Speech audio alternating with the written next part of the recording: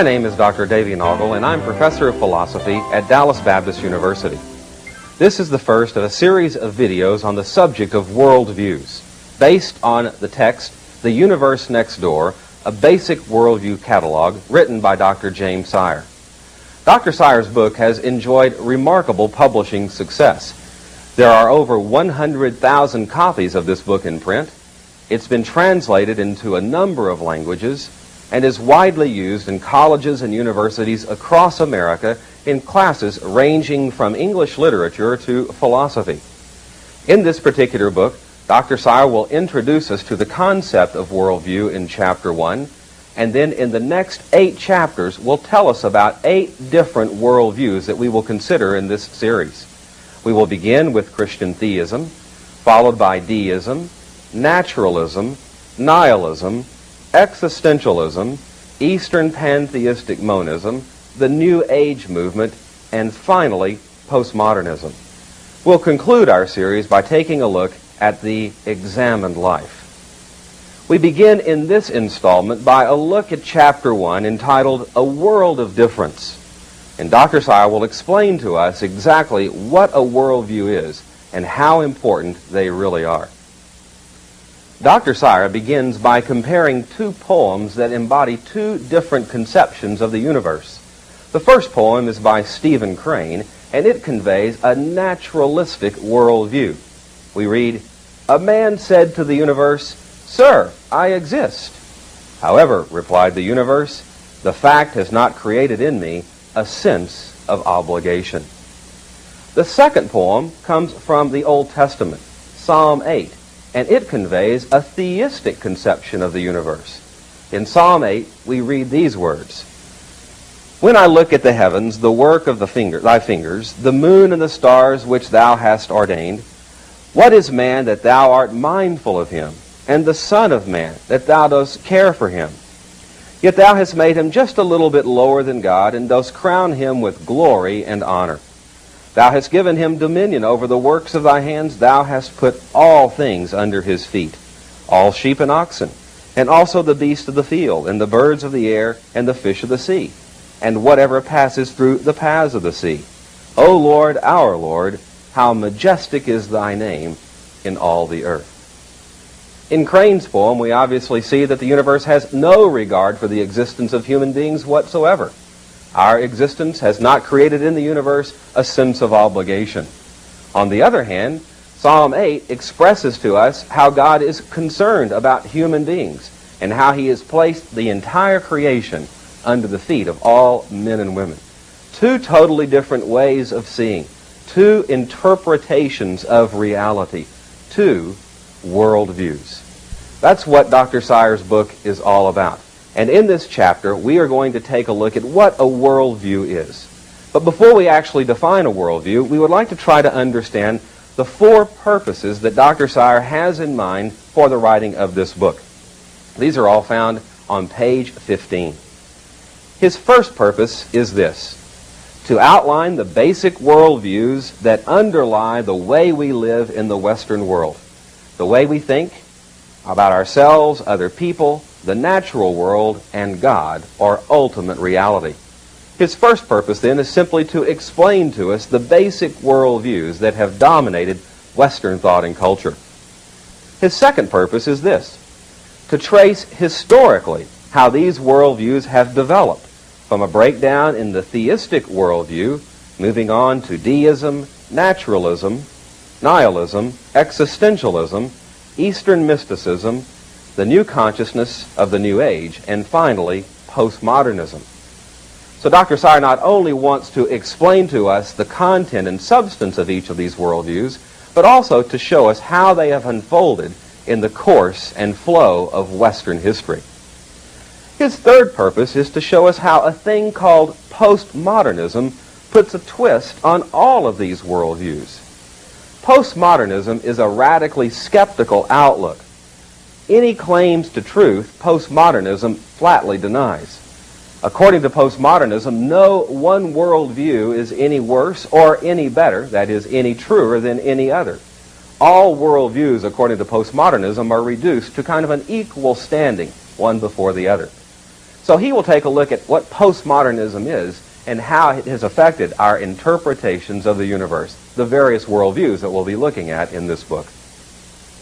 Finally, his fourth and final purpose is this: to encourage us all to think in terms of worldviews. That is, with a consciousness not only of our own way of thought, but also that of other people, so that we can first understand and then genuinely communicate with others in our pluralistic society. If we are to understand who we ourselves are and to understand other people, then an understanding of the worldviews in our lives is absolutely necessary. And if we're to communicate with other people, not only those with whom we agree, but with those whom we disagree, then an understanding of worldviews is necessary, especially, as he says, in a pluralistic culture and society. These, then, are the purposes of Dr. Sayre's book: to explain to us each of the worldviews, how they've unfolded in history, the twist that postmodernism puts on each of these worldviews, and also understanding these worldviews in order to facilitate communication. Well, Dr. Sayre then moves into a definition of worldviews. As a matter of fact, he provides for us 3 definitions of worldviews in this first chapter. On page 16, he begins by saying that a worldview is a universe, a conceptual universe to be sure, a universe fashioned by words and concepts that work together to provide a more or less coherent frame of reference for all of thought and action. He moves on to a separate and second definition on page 16, and he writes these words. Here he says that a worldview is a set of presuppositions, that is, assumptions which may be true, partially true, or entirely false, which we hold consciously or subconsciously, consistently or inconsistently, about the basic makeup of our world.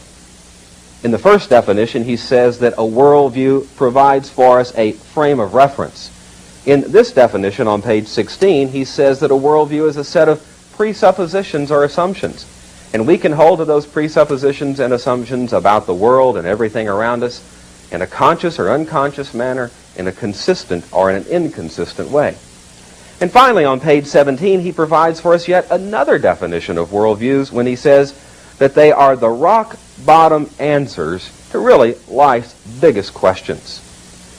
So he helps us define worldviews by providing for us 3 definitions of what worldviews are all about. We might, in addition to what Dr. Sayre said, provide some other expressions that will help us to understand what worldviews are. Worldviews can be understood as simply a perspective on reality. Worldviews are systems of belief, systems of thought, meaning systems. Another individual by the name of Andrew Hoffaker, in his book Building a Christian Worldview, has said that a worldview is a collection of beliefs and convictions about reality which constitute a total outlook on and interpretation of life. Well, each of these expressions are helpful ways to understand exactly what a worldview is.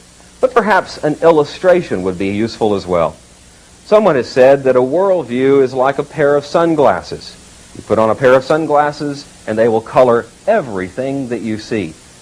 So also a worldview affects our vision, our perception, our understanding of the world. When we put on a worldview, if you will, it too will affect everything that we see. We will interpret the world around us according to the shade, our tone of our particular outlook on life. Someone has said it's really not so much important what you see, but rather what you see with. This is true not only in the realm of sight and vision, but it's also true in the realm of worldviews as well. For worldviews do indeed act as a set of lenses or a filter by which the world is understood, viewed, and interpreted. Someone has also said that a worldview is like an umpire at a baseball game. An umpire at a baseball game controls all of the action on the field, but nobody really pays any attention to him. And that's the way it seems worldviews work in our lives as well. Worldviews are like umpires in our lives. They're controlling all of the action in our lives, but few people take the time to pay any attention to their own personal worldview or outlook on life. That's an unfortunate situation, and I think our study of worldviews in this series will help us to remedy that circumstance. Someone has also said that a worldview is like an iceberg. As I'm sure you know, most of the iceberg is below the waterline, as much as 90% of it. 10% of the iceberg is above the waterline. That's the way worldviews are as well. Most of what we think and believe to be true about the world is submerged beneath the action in our lives, and yet it's controlling the action in our lives. Worldviews are like icebergs in that only what we see on the surface is really rooted in something that's hidden, out of sight, and unnoticed.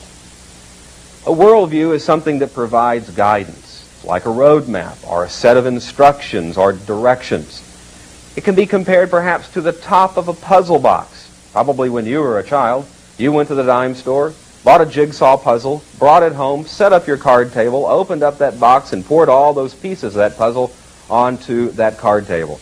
And then you set that top to that puzzle box in front of you, and you put the pieces of that puzzle together in light of that picture that was there before you. Well, our lives are like that. They're made up of many different puzzle parts, many different pieces. We need a big picture. We need something to look at to help us put the pieces of our lives together. So worldviews can be compared to sunglasses, an umpire at a baseball game, icebergs, road maps, set of instructions or directions are to the top of a puzzle box.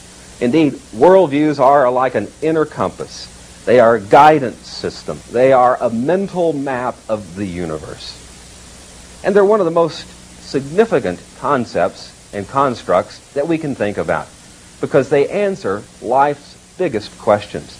As a matter of fact, Dr. Sire provides on pages 17 and 18 of his book a list of 7 basic questions that each worldview attempts to answer in its own unique way. You'll remember a moment ago that he said that a worldview is our essential rock-bottom answers to life's biggest questions. Well, what are those questions? Here they are. The first question is this: what is prime reality, or the really real? Philosophers would call this a metaphysical question, for the discipline of metaphysics is concerned with what is ultimately real, with being, with reality. What is the nature of this reality in which we find ourselves?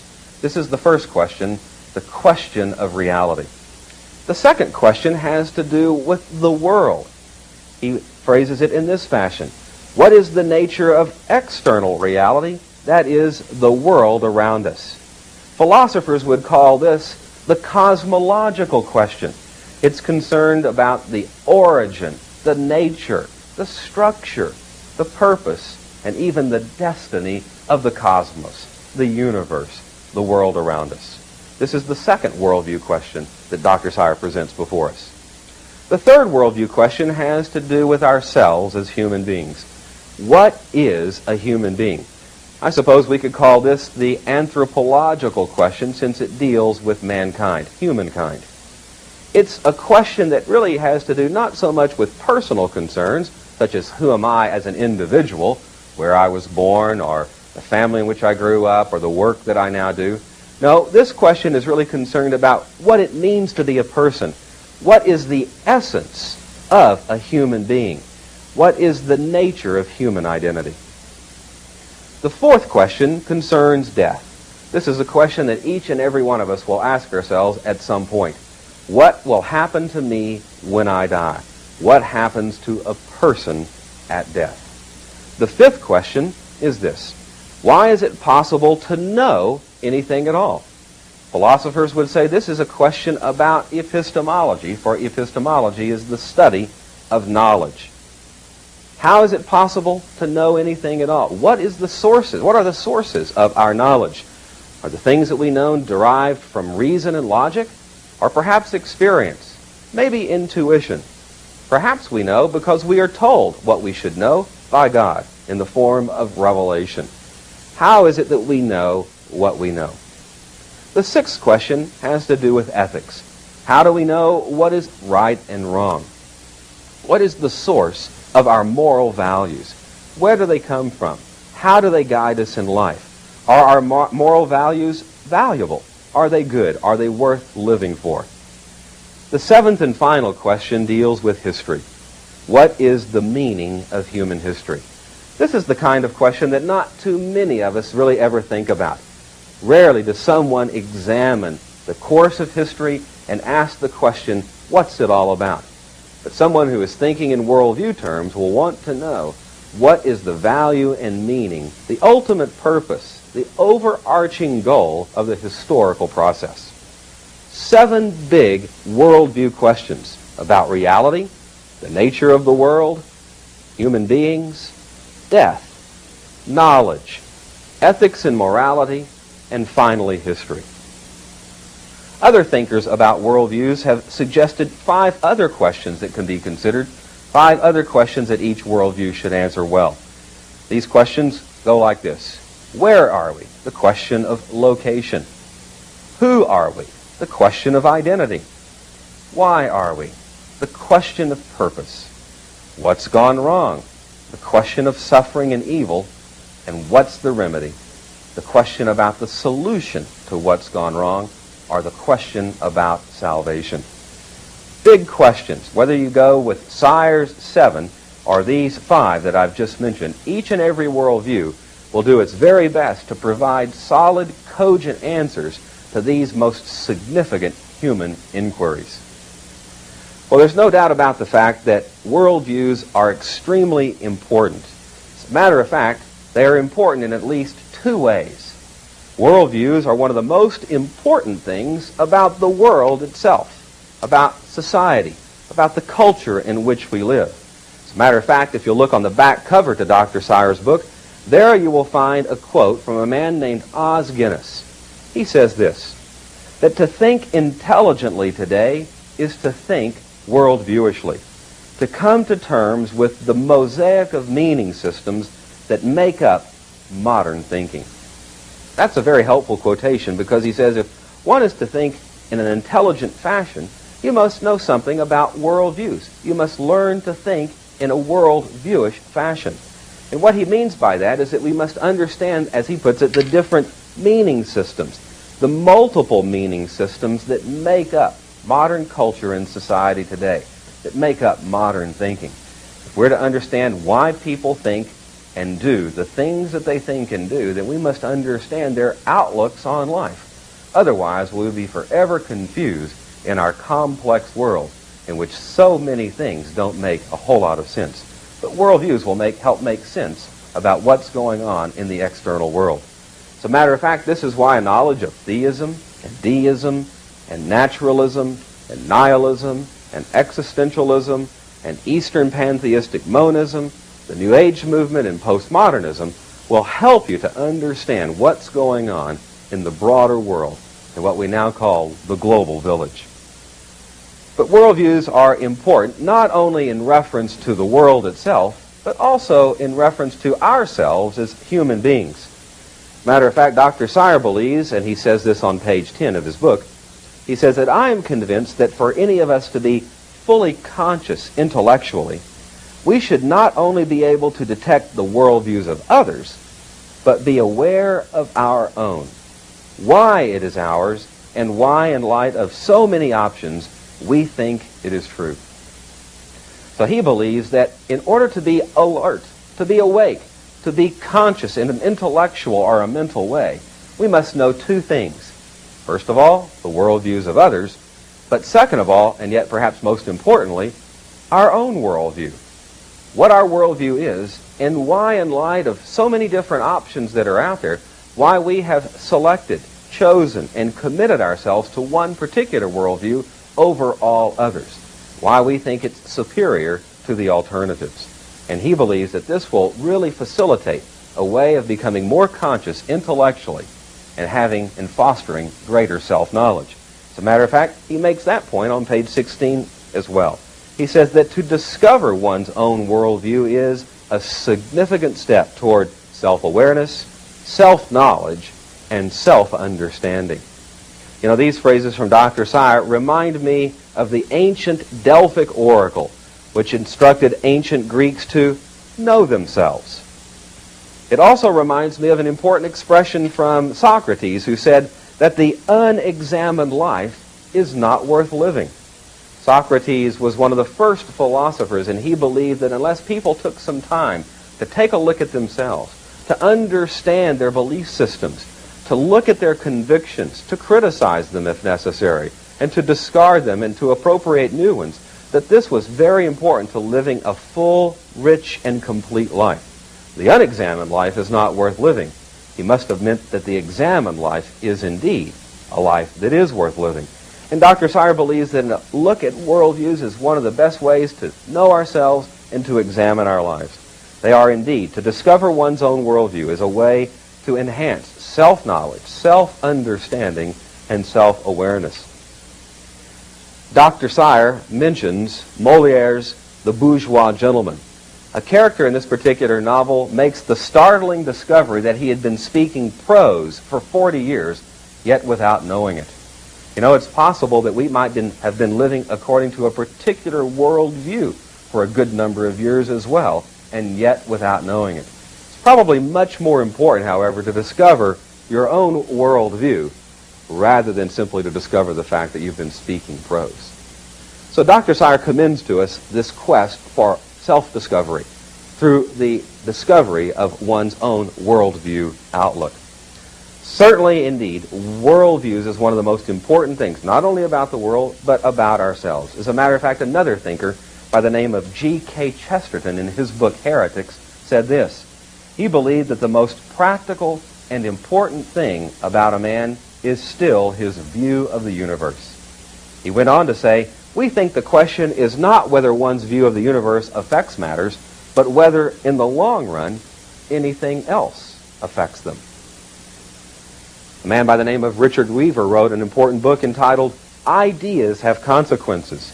And in the introduction of this particular book, Mr. Weaver says this. He says that a worldview is the most important thing about a person.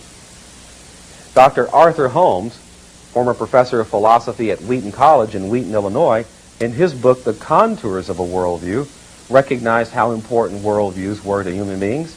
He said this: what is it that ties everything together? Matter and mind, life and death, art and science, faith and learning, and makes this a universe. He says that seems to be what humans need to know. What is it, he asks, that can unify our vision of life? To see things interrelated as a whole is to get one's bearings on the map of life, to know one's way in the confusing interplay of ideas, to find relatedness in what we do. And of course, for Dr. Holmes, it was a worldview that would tie things together and make this world a universe. A worldview, he says, is what human beings need to know. Well, all of these thoughts have been poetically expressed by Matthew Arnold in a stanza from his poem entitled The Buried Life. It goes as follows. But often in the world's most crowded streets, but often in the din of strife, there rises an unspeakable desire after the knowledge of our buried life, a thirst to spend our fire and restless force in tracing out our true original course, a longing to inquire into the mystery of this heart, which beats so wild, so deep in us, to know whence our lives come and where they go. I really like this poem because of the intensity of the language. He talks about an unspeakable desire after the knowledge of our buried life. I tend to think that this is where worldviews are located. They are indeed our buried life. And we have a thirst, a yearning, an energy, a fire, a restless force to discover our true original course, our origin. We want to know where we have come from, where we're headed. We want to know about the mystery of the human heart, as he put it, to inquire into the mystery of this human heart which beats so wild and so deep in us. We want to know where we've come from, who we are, why we're here, and indeed, where we are going. And that's what worldviews are all about. They provide answers to these queries. They are the source of information and insight and wisdom as to how we ought to understand things and how we ought to live. Worldviews are indeed one of the most important and practical things a human being can ever study. Dr. Sire has begun in this book, in Chapter 1, the process of piquing our curiosity about the nature of worldviews. He wants us to think through very carefully about this entire matter of belief, commitment, searching through and trying to find out what it is that animates our life, that is at the base of our life, that guides and directs all of our thinking and living. That's what worldviews do. And we have the opportunity in the next several installments of this video series to take a look at a number of different worldviews, beginning with Christian theism all the way to the contemporary worldview called postmodernism. And when we resume this worldview series in our next video, we'll begin with a look at Christian theism.